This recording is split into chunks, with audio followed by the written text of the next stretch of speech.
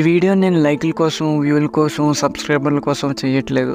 జనాలకి తెలియాలి కాబట్టి చేస్తున్నాను. ఇన్ఫ్యాక్ట్ నా కోసం నేను చేస్తున్నానని అయితే అనుకోవచ్చు. ఇలాంటి రేపులు మనం రోజులో ఎన్ని చూడలేదురా, 2 రోజులు అలా తిరుగుతారు, వదిలేస్తారు అని అనుకునే బ్యాచ్ ఉంటారు.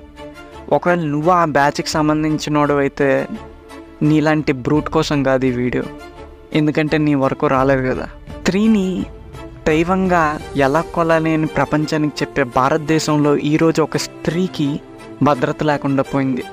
దీని గురించి నేను మాట్లాడకూడదు అనుకున్నా, బట్ మాట్లాడాల్సి వస్తుంది. ఎటువంటి పోస్టర్ కానీ, వీడియోస్ కానీ, ఫొటోస్ కానీ నేను ఇందులో పెట్టట్లేదు.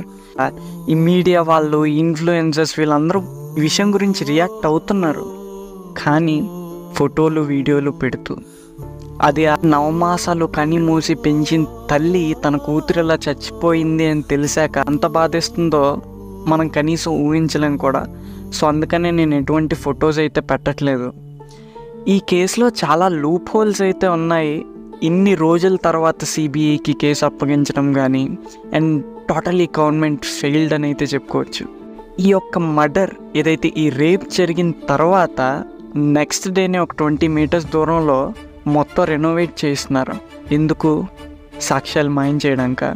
So I think there is a big heads behind the scene, and వాళ్ళని కవరప్ చేయడానికి గవర్నమెంట్ అండ్ పోలీస్ అయితే ట్రై చేస్తున్నారు. కనీసం ఆమె ఆత్మకి ఎలాగో శాంతి జరగదు, అట్లీస్ట్ న్యాయమైనా జరుగుతుందని కోరుకుంటూ సెలవు తీసుకుంటాం.